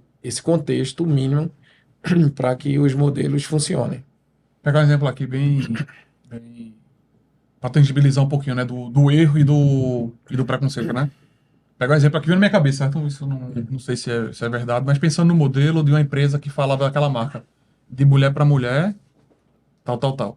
Essa empresa, no passado, só vendia produtos para mulher. E quando ele construiu um modelo, ela aprendeu o perfil de mulher. Então, as mulheres têm a característica X, Sim. renda, onde mora, enfim, tudo que a gente veio conversando aqui. E no futuro presente aqui, eles começaram a conceder crédito para homens. O que aconteceu? Historicamente, homens têm perfil de ser maiores e inadimplentes que mulher. Mulher honra o crédito melhor do que o homem. O que aconteceu? Começaram a negar o cartão para essa turma. Possivelmente. Isso não é preconceito. Isso é um erro do algoritmo. Como é que contorna com isso? Mas um erro baseado nos dados. Exatamente. Os dados estavam viesados. Como o Pet falou, é viés. O que é que a gente tem que fazer? Estratégia. Em vez de eu negar o crédito, eu mudo o meu ponto de corte. O ponto de corte para a mulher, por exemplo, para aprovar um crédito, seria no 600. Se eu quero aprovar, botar homem para dentro, eu vou começar a botar o ponto de corte 400. Sim. Eu sei que vou colocar pessoas com risco maior, que homem geralmente deve mais que mulheres, historicamente é isso, o mercado vê muito disso. Mas aí eu consegui contornar um pouquinho o meu viés, né? E aí, outras estratégias será que eu não posso, no futuro, agora, não colocar variáveis discriminatórias? Gênero, por exemplo, eu não quero mais colocar isso. Raça, eu não quero mais colocar esse modelo. Então, outras informações a gente começa a tirar para tentar diminuir o viés histórico. É viés histórico. Então, com o passar do tempo, a gente vai diminuindo esse viés e vai aumentando esses limites que o Petrônio está dizendo. A gente tem um limite X, agora é X mais 1. A gente começou a melhorar essa redução do preconceito ou do erro do viés do modelo. Sim. Mas sempre o poder de você ter muitos dados, né, que eu acho que é um dos maiores benefícios, avanços aí da questão da machine learning, vem de um processo de evolução também tecnológica, né, onde hoje a gente consegue construir modelos com milhares de variáveis, com milhões de registros, sem problema algum. Mas eu acho que o maior, o desafio que a gente precisa continuar a ter é realmente como é que a gente vai construir essas soluções e explicar para o público isso daqui. Porque eu acho que tem essa parte educacional que a gente precisa estar continuando falando para as pessoas e para tangibilizar uma coisa que às vezes é muito abstrata para elas, entendeu? É uma probabilidade. A pessoa não sabe nem o que é uma média, quanto mais uma probabilidade. Então, como é que você vai explicar isso de uma forma for dummies, né? E que ele consiga, de alguma forma, entender e saber que, no final, a pessoa que senta ali, ela quer fazer o melhor trabalho possível. O cientista de dados quer criar uma solução que consiga ajudar aquela empresa a vender mais ou ter uma melhor condição de entender a característica do seu cliente para que ele consiga realmente vender de uma forma melhor e não somente vender, mas entender realmente o melhor momento dele, ou qual é o micro momento, como a gente fala, para ele conseguir realmente ajudar. Pô, vocês estão criança, né? Vocês comentaram, então o que acontece? Vocês estão num momento de olhar muito essas questões de criança. Então, o que você comentou, Davi, isso é natural. Então, se eu te conhecer isso daqui, será que eu te colocando ou mandando informações ou descontos para esse determinado tipo de produto não te ajudaria? Aí são essas coisas que a gente precisa entender que pode, com toda certeza, ajudar as pessoas a cada vez mais tomar melhores decisões ou economizar mais e o mercado se tornar mais dinâmico, tá? Show, show. E aqui tem os dados, por exemplo, do Banco Central do Brasil, onde aos empréstimos desse último fevereiro de 2024 tem estacionado um pouco o empréstimo das empresas, quando as empresas estão pegando crédito, e tem diminuído em 0,2%. E um contraste é que as famílias têm pegado muito mais crédito. Isso também depende do cenário atual, né? O juro tá barato. Tá diminuindo, né? E nos últimos 12 meses está estável. Então, eu queria ir agora para as perguntas, que eu abri uma caixinha lá no Instagram e tem umas perguntas aí que fizeram Manuela Diniz, Taina Cordeiro, também Thaís Maia. E muitas das perguntas já foram respondidas. Quais são os desafios enfrentados no combate à fraude, por exemplo, a fraude que vem do crédito, né? Também se a IA promove a inclusão financeira, e quais são os dados que analisa a IA para fazer para uma decisão de crédito. O máximo possível. Aí tem dezenas de milhares de variáveis que a gente utiliza e sempre a gente está incorporando novas, né? Novos parceiros, essa coisa toda. Porque, novamente, hoje o nível de maturidade do mercado de crédito é alto. É bem Sim. alto, entendeu? Então, ou seja, o nível de conhecimento, o nível de informação. Então, está cada vez mais um platô, né? Existe todo mundo muito igual e está precisando sempre de ir para o próximo nível. Então, o próximo nível sempre você vai precisar de novas técnicas, mas, em geral, os avanços maiores vêm de novas informações ou novos dados que são incorporados nesse processo. Então, ou seja, sempre a Neurotech está em busca de novos dados, novos parceiros. Bolinho lidera também essa parte aí de trazer dados, essa coisa toda, para que a gente consiga melhorar. Mas são dezenas de milhares, tá certo? Hoje, basicamente, se a gente fosse rotular aqui, dando um resumo do que a gente falou, né? Falou muito de dados. Aí tem dados de Bureau, que são informações positivas e negativas. Aí a gente tem dados do próprio cliente, ou seja, eu, na minha instituição financeira, eu conheço meu cliente, então eu sei a dinâmica do crédito dessa turma. Tem os dados alternativos, ou seja, vamos na Neurotech pegar esses dados alternativos. E tem dados agora que já tem um certo tempo, certo? Mas tem dados do Banco Central, que esse dado do Banco Central é basicamente informações semelhantes à do Bureau, mas é todo histórico do indivíduo em todas as instituições financeiras. Sim. Então, qual o trade-off aqui? Eu contrato 1, 2, 3, 4, contrato 6 empresas. Meu custo do crédito vai aumentar. Se cada um cobra R$ 1, eu tenho que ir em 6 empresas, eu vou pagar R$ 6 para conceder um crédito. É muito ou pouco? Não sei. Dependendo do ticket, para um Exato. cartão de R$ 50 de crédito, É sim, muito alto. é muito alto. Então, a estratégia aqui não é também ter muito dado, é também saber onde cada dado ajuda. Micropersonalização. A gente falou pouco sobre isso, mas será que no indivíduo da característica XYZ, o dado do Neuralink é somente suficiente? Para que eu vou colocar dado no Biro? Quando eu vou para um público de alta renda, pô, será que o dado da B3 não é o suficiente? Que eu sei que ele é investido na bolsa, ele tem um imóvel caro? E essa é uma análise que a Neurotech entrega, né? Exatamente. Então, ou seja, a gente entrega para os nossos clientes uma tabela de desempenho, né? Dos modelos combinando realmente todos esses cenários. Somente Neurolake mais Bacen, né? Que é o Banco Central. Aí, não, com Bacen e Banco Biro. Central, com o Biro, e Biro com B3. Como é que a gente faz todo esse cenário? E lógico, a gente mostra quanto é que seria esse custo. E aí, novamente, quem define é baseado realmente no retorno financeiro e também na complexidade, que eu acho que é outro ponto que as empresas hoje estão pensando bastante, que é a complexidade de você ter uma solução, às vezes, que tem 6 fontes de informação e que imagina qualquer variação, até você entender onde aconteceu o problema, você perde muito dinheiro, entendeu? Então, ou seja, também essa sensibilidade da complexidade da solução está sendo levada em consideração, tá? Perfeito, perfeito. E o que acontece se um cliente, por exemplo, pede para a Neurotech uma solução, mas ele não quer proporcionar todos os dados dele, dados internos, simplesmente quer proporcionar um, um rótulo, digamos. Perdão, um rótulo não, um dado. Uhum. A partir desse dado, uma coluna só, a Neurotech consegue me dar uma solução? Depende, a resposta é de consultor, né? Depende. Depende, por exemplo, tá no mercado que a gente quer entrar, a gente Sim. já tem uma solução semelhante, a gente acredita que nós temos os dados que podem de alguma forma ajudar. Então, tem uma série vamos assim, de checklists que nós fazemos para ver se no final das contas vale a pena ou Sim. não a gente construir uma solução.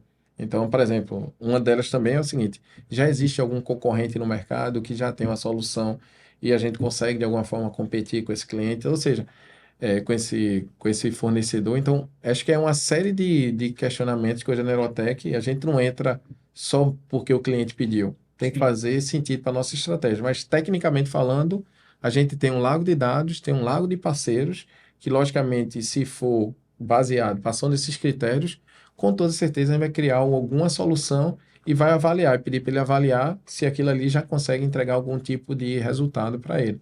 E é um processo de ciência de dados é iterativo e incremental, né? A gente vai melhorando, entrega um determinado resultado e vai conseguindo iterar, sempre buscando melhoramentos até o ponto de que a gente tem uma solução que pode operacionalizar. E quem define isso? O cliente. O cliente define quando está no momento que faz sentido e ele está pagando por aquilo e a gente coloca em produção. Então, ou seja, por isso que é tão importante ter uma visão de negócio para saber o momento de parar. Senão, você fica eternamente tentando melhorar e não sabe, tá bom ou tá ruim. Depende. Depende do cliente, depende do momento do mercado. Hoje o mercado está muito mais concedendo crédito, porque os juros diminuindo, aquela coisa todinha, a economia, de certa forma, crescendo, não na velocidade que todos queriam, mas crescendo. A expectativa é perto de 2, né, 1,9 do PIB. Então, isso ajuda a realmente as pessoas estarem mais predispostas a dar crédito e outras procurar crédito. Então, é uma dinâmica do próprio mercado e agora a gente precisa realmente só tomar cuidado depois com o problema de pagar, né? Então, esse é o grande desafio de você calibrar bem o quanto você vai dar de crédito ou conceder o crédito para aquela pessoa, senão errar a mão é fácil, tá? Sim. E olhando para trás, desde o início da implementação da inteligência artificial na análise de crédito até agora, quais seriam as principais lições aprendidas? Errar rápido, né? Acho que é uma mensagem muito fera aqui, porque Assim, as evoluções acontecem e a gente vai navegando junto com ela, né? Então, quando a gente olha para trás, o que a gente vem, primeiro esteja na fronteira, cutuque, cavaque, estude coisas que estão na fronteira, mas isso não é o suficiente para você ser o cara que vai estar no melhor momento e dominando as tecnologias de IA. Se você não sabe apenas conhecer o algoritmo, comparar o passado, estudar o futuro e não saber tomar melhores decisões para o negócio final, você está fazendo nada, basicamente. Então, quando eu vejo olhando para trás, o que fez a gente se tornar hoje uma empresa diferenciada é que a gente olhou muito, a gente botou muita barriga no balcão, a gente fala muito isso, olhei a dor do cliente e aí sim a gente viu o que a IA tem de novo para colocar em negócio. A gente brinca muito, meu sonho é que todas as minhas soluções fossem jogar um dado.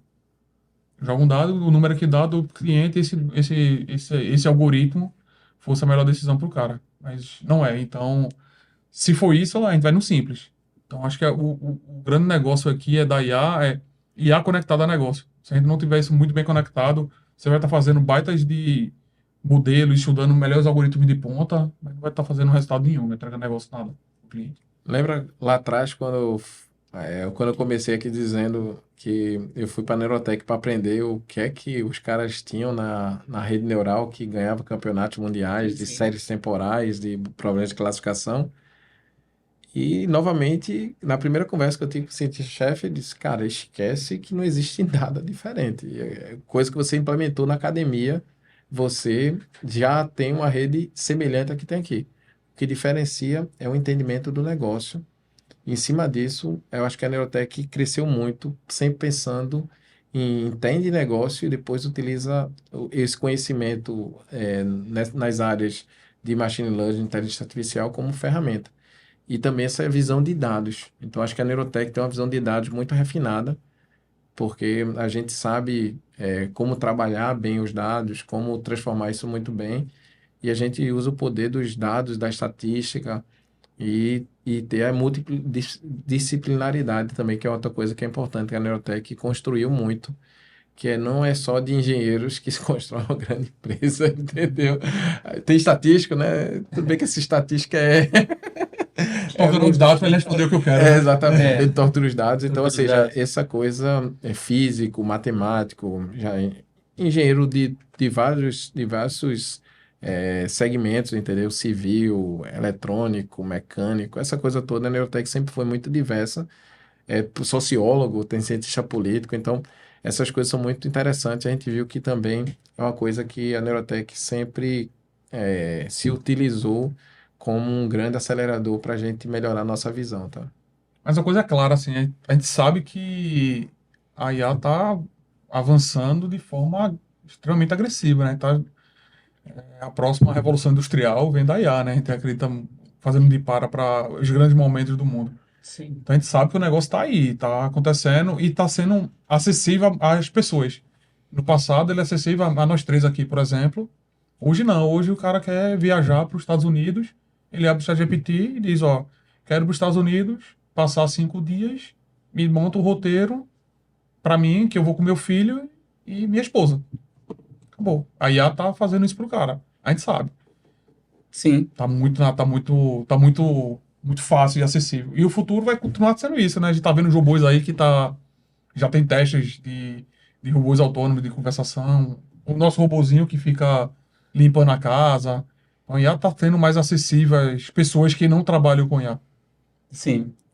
Como Mas acho que diria. o poder ainda não chegou, tá? É. Acho que o grande poder é quando chegar a gente ter um reconhecimento de voz, tradução simultânea, porque aí não vai ter barreira no mundo. Verdade. Já, Então, vai ser uma questão que, para mim, vai ser uma conturbação social muito grande e eu fico só imaginando como é que vai ser. dando um spoiler já, meu próximo ponto que eu ia justamente perguntar sobre, já chegamos ao presente, trouxemos, né, para cá, mas e o futuro da IA, da análise de crédito? Como vocês, que esperam nos próximos anos dessa realidade? Quais seriam as tendências ou inovações que vocês esperam ver? Acho que a primeira que a gente está vivendo é de contexto, né? técnicas de LLM estão ajudando bastante a gente dar contexto, entender contexto de uma forma muito mais natural e com resultados bem animadores, assim, e que chamam a atenção, né? Como a gente internamente coloca, a gente fica impressionado, né? Realmente com o nível que já está hoje. Então é uma coisa que eu fico olhando que só vai acelerar bastante esse processo, tanto de análise quanto também de como a gente se comunica com os clientes. E simplifica muito, né? É a simplicidade, porque a gente botou contexto para simplificar a jornada. Então, auxiliar a tomar decisão mais simples. E eu acho que o segredo aqui é micro-personalização. Isso, também. É eu olhar para Davi e saber, ó, nessa tua característica, em você, não a persona mais, mas no seu perfil, exatamente você está precisando de um microfone novo para tal coisa. É nesse nível que a gente acredita que vai ser no futuro. Até o crédito, por exemplo. Sim. Você não está precisando de um cartão, você precisa de um empréstimo consignado privado. Vai chegar nesse nível de micropersonalização. Não a pessoa, né? Senão a persona.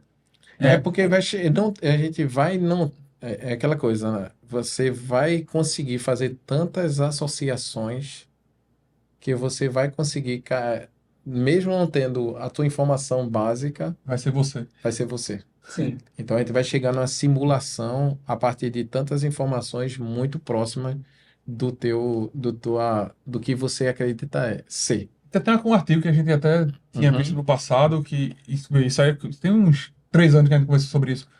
É uma meia dúzia de variáveis que, se a gente tiver, eu consigo dizer que é Davi.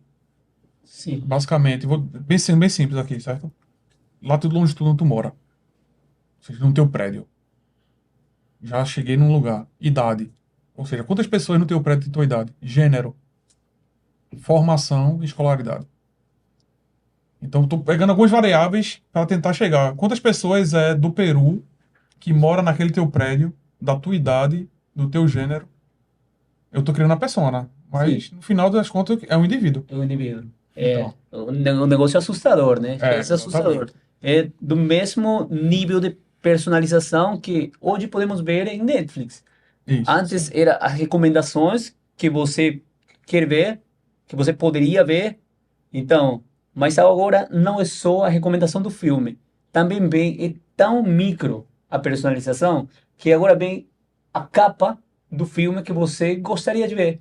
Tipo, o mesmo filme para diferentes pessoas se apresenta de jeito diferente. Depende do perfil daquela pessoa mesmo. Eu brinco com a turma que eu sou o cara que usa o stream, e sou de IA, mas eu bugo tudo, porque eu só assisto os filmes que estão lá no top 10 mais vistos. Se passou do top 10, eu não vejo mais nada. Tipo, eu vejo no top 10 aí na próxima semana. Qual o novo top 10? Eu sou influenciável pra caramba, então a IA termina... Eu sou na média, né? Eu não sou micropersonalizado. Não, mas ele pensa, entendeu? Ele pensa. Ele pensa que os 10 que estão lá não é pra ele, entendeu? Verdade, verdade. Não, assim, é só uma questão de como você quer ver, né? Sim. Como menciona aqui Kai-Fu Lee no livro Inteligência Artificial dele, ele diz que a eletricidade do século XXI é a inteligência artificial e que vai depender, todos aqueles ganhos que traz a tecnologia, vai depender, já a tecnologia está na mesa, vai depender de empreendedores, de empresas como Neurotech, que arregassem as mangas e vai atrás dessas inovações, né? E também agora eu queria um dos objetivos desse podcast é chegar ao pessoal que está estudando ciência de dados, porque muitas vezes o pessoal que está estudando ciência de dados bora estudar uma estatística, bora estudar algoritmo, bora estudar matemática, mas às vezes tem um Frankenstein aí que não sabem como que eu faço um projeto realmente de ponta a ponta, né? E para essa galera, queria que vocês dessem um conselho sobre por onde deveriam encaminhar para tentar entrar a uma empresa ou ao cenário de trabalho. Quando alguém diz, olha, eu gosto muito da análise de crédito, como eu poderia fazer para entrar nessa área?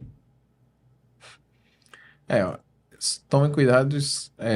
Assim, eu acho que a gente não vai ter uma um checklist Um aqui bolo, perfeito. uma receita de bolo, né? Exatamente. Mas o que eu posso dizer assim que tem caminhos, né? Assim, primeiro, acho que as pessoas precisam entender os fundamentos técnicos e de conhecimento, tanto de negócio quanto da área que a pessoa quer realmente atuar, que seria, se é crédito, ele precisa entender de um processo de concessão de crédito, como o Bolinho falou,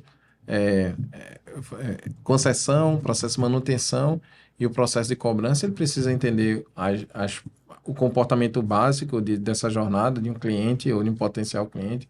Ele precisa entender de inteligência artificial. Aí, só tome cuidado aqui, pessoal, porque as pessoas se interessam logo por Deep Learning, LLM, e que a maioria das vezes as soluções são resolvidas com problemas de classificação binária. A gente falou muito aqui de classificação binária. Lógico que tem problemas de séries temporais, problemas de regressão. A Neurotech resolve vários problemas de diversos contextos aí realmente de tipos de modelos de machine learning ou de classes de machine learning. Mas eu acho que o foco principal aqui é entender negócio, entender esses fundamentos. Outra coisa eu acho que é importante é resolver problemas ou fazer projetos. Existem plataformas como o Kaggle que de alguma forma vão orientar ou ajudar vocês a criar soluções e poder avaliar. E lá eles dão até concessão de máquina com GPU, se for necessário. Você tem um limite, isso é free. Então, acho que você precisa também colaborar ou participar de grupos que possam, de alguma forma, estar provocando. E, assim, bota a mão na massa, tá? Eu vejo muita gente com muita teoria e, na prática, quando você coloca para poder fazer, entende, mas não faz. E eu estou vendo cada vez mais o pessoal delegando para o LLM coisas que a gente sabe que é possível fazer, sim, construir modelos. Cara, tem várias formas de você realmente gerar modelos a partir do LLM, mas não use LLM.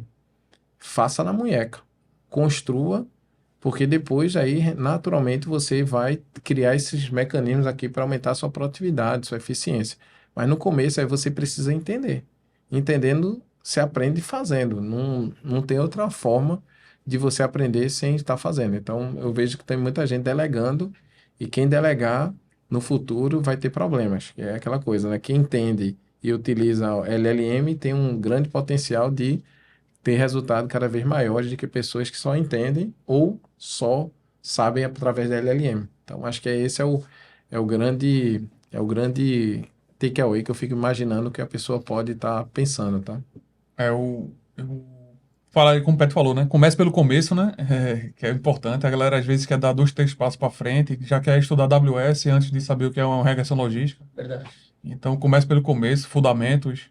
Escolha bem o que você quer, porque você não vai ser o unicórnio. A única coisa aqui é Petrônio, que conhece análise de dados, engenharia, ciências e engenharia de machine learning, deploy. Então escolha um skill que você queira, estude. Eu quero ser cientista de dados, aí se aprofunde, comece pelo começo. Eu lembro de um professor que eu tinha, ele chamava de ciborgue, está no especial. Ele falava, ó, o cara que estuda matemática e não tem um papel e um lápis na mão, ele não está estudando matemática. Mesma coisa que o Pedro não falou aqui. Cara, para estudar ciência de dados, qualquer coisa, engenharia de dados, análise de dados, cara, se você não botar a mão na massa, não dobrar a manguinha e fazer projetos, cara, não vai aprender. Você vai saber o que é algoritmo, vai saber para que serve tal coisa, mas quando for botar no dia a dia, não vai sentir a dor e não vai resolver. Perfeito. Eu vou me arriscar ainda a recomendar um livro de um brasileiro aqui, Credit Scoring, Desenvolvimento, Implantação, Acompanhamento, de Abraham Laredo. Aí podem ver. Tem um livro legal também, se está falando de livro, tem um livro O Risco Nosso de Cada Dia. Opa, É um que bom. livro, é um livro pequeno, assim, não é de grandes páginas, mas ele é muito bem escrito, e ele define muito bem safra, ever, over, risco, ciclo de crédito, iniciação, manutenção, cobrança, credit score, behavior score, collection score, todos esses termos é muito bem escrito lá. E a jornada de conversação é justamente isso. Ele conta a jornada do crédito passando por essas fases. Eu acho que é bem legal. É um livro de Fernando Manfio, eu acho. O cara é um livro muito bom. A gente, na Neurotech, a gente usava como se fosse um Obrigatório. obrigatório a turma ler, Onboard, né? um onboard, e a gente fazia as dinâmicas que era cada colaborador do time lia e trazia pra gente debater. Era muito massa, assim, que a gente trocava muito. É um livro que eu acho bem legal. Algumas apreciações finais que vocês tenham para compartilhar com a gente? Eu acho que é começar. Como o Bolinho falou aí, eu acho que a gente falou um pouco da nossa experiência, tem muito mais coisa, né? Tem uns casos de insucesso, né, Bolinho? Que A maioria, né? A maioria, né? que assim, se você for ver, eu vejo galera que tem 100% de sucesso, que nunca teve problema em produção, ou que nunca construiu um modelo com problema e teve dor de cabeça. A gente tá falando agora ali justamente de alguns detalhes. Então, assim, aprendam, assim, comecem, não tenham medo, porque, novamente, a experiência só vem da prática e você vai fazer besteira, mas vai aprender. Mas utilize metodologia científica, tá? Experimentação, para que você saiba onde você está errando e consiga corrigir. E essa visão também que a gente comentou de negócio, todo mundo sabe que eu tenho um expertise técnico, né, forte, e eu era muito cabeça dura nisso daqui, entendeu? Que eu ficava discutindo com o pessoal de negócio e querendo sempre mostrar que a área de tecnologia era mais importante. E quando eu me rendia realmente você equilibrar o conhecimento técnico com a visão de negócio, você começa a ver que os seus resultados são muito maiores e as coisas fluem mais naturalmente. Então, acho que é uma composição de coisas, mas comecem dando um passo de cada vez e tentem realmente se desafiar. Crédito é um mercado realmente muito grande e que tem muitas oportunidades, né? Mas é um mercado também com que o nível de maturidade é alto. Então, às vezes, você entrar no mercado de crédito pode ser mais difícil do que entrar no outro tipo de mercado, de segmento, que as pessoas não têm tanta maturidade e também pode ser uma escolha também como entrada, tá? Nesse mundo aí de dados, que a gente, Pedro falou de crédito, no mundo de dados aí, Pedro falou muito bem de metodologia, né? Segue metodologia, acho que é muito importante.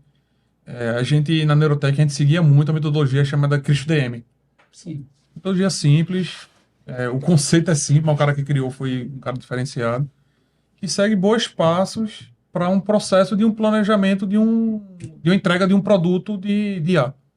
Vai estar lá, entende o negócio, entende da base, monta a visão de dados, modela, avalia desempenho, faz o deploy, entra no ciclo infinito, vê onde está errando. Então, se você começar a se especializar em cada nicho desse, você vai saber o que você... Aí, no final, terminei fazendo um projeto, de ponta a ponta, sem perceber. Faz cada caixinha, depois junta as caixinhas, no final, tu tá com um produto pronto de IA. Sim, certo, certo. O CRISP-DM mostra o ciclo de vida de um projeto de data science Isso. e se retroalimenta, né? Perfeito. Então, você aplica novamente, voltamos ao termo de enxuto, porque você vai, faz essa experimentação logo e vai para o deploy. Os resultados são ruins, alguma coisa está errada. Volto novamente. A recoleção de dados, entendimento do negócio primeiro, né? Muito, muito importante isso. E assim chegamos ao fim do primeiro episódio do Bora Desse Cast. Queria expressar minha imensa gratidão a vocês. Assim que eu passei o convite, vocês aceitaram imediatamente. Isso me deixou muito feliz, porque vocês vieram a fortalecer o podcast, vieram com toda a sua expertise, que contribuiu demais aqui para a nossa conversa. Foi muito riquíssimo todo aquele aprendizado que vocês passaram para nós. E agora voltando com vocês, querida audiência, por favor, deixe seu like, se inscreva no canal e, pelo amor de Deus, deixe seu comentário, porque nós queremos muito saber o que vocês acharam desse primeiro episódio do Bora Desse Cast. E lembrem-se, onde há curiosidade, há sempre algo novo para descobrir. Então, continuem curiosos, continuem explorando e, claro, continuem assistindo o Bora Desse Cast. Até a próxima!